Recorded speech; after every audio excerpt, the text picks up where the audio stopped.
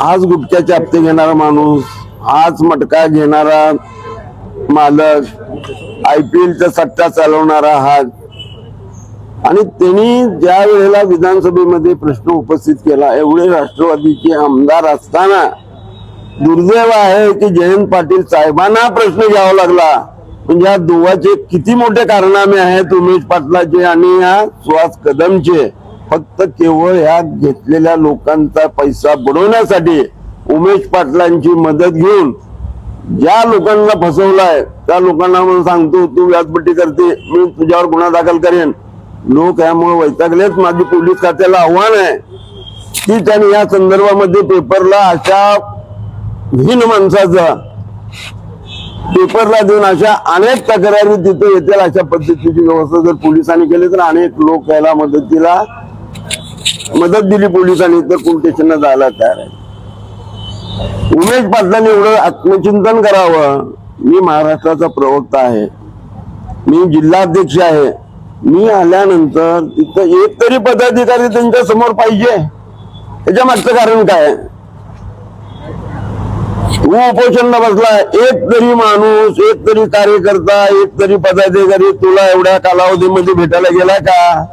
म्हणजे तू किती पाण्यात आहे हे सगळ्याला माहित आहे. आणि त्यांनी कल्याण शिंदे साहेब आणि मुख्यमंत्र्यावर टीका करायची, पालकमंत्र्यावर बोलायचं. आता मुख्यमंत्र्यांनी जरी आदेश दिले तरी इथलं पोलीस खातं काय करू शकत नाही, म्हणजे मुख्यमंत्र्याच चालत नाही. मग तुलाच गृह खातं करायचंय का? गृह खात्यावर जायचंय का? हे काय चाललंय प्रकारे? हे स्वतः लुबाडलेल्या पैशाची मागणी होत आहे म्हणून हा उपोषणला बसला. याच्या मागचं याला 2 नंबरचं का पडलेलं नाही. स्वतःचा 2 नंबर करत होता. सलगरच्या हद्दीमध्ये मटक्याचे धंदे होते, त्याचे गुटख्यावाल्याकडनं हप्ते चालू होते आणि त्या माणसाने बोलावा हे दुर्दैव आहे. तुम्ही ह्या आंदोलनाला कसा बघता तुम्ही? ते आंदोलन आंदोलन हे पैसे बुडवण्यासाठी आहे. तिले सोलापूर शहरात जायला पुळका असा नाही आहे.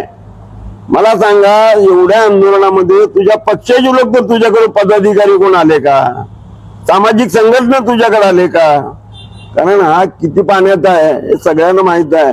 आणि त्यांनी कल्याण शिंदे साहेबांवर बोलावं, मुख्यमंत्री बरोबर बाबतीमध्ये बोलायचं, पालकमंत्र्यांच्या संदर्भात चर्चा करायची. आमचे पालकमंत्री म्हणजे पक्षातले सिव्हिल सर्जन आहेत.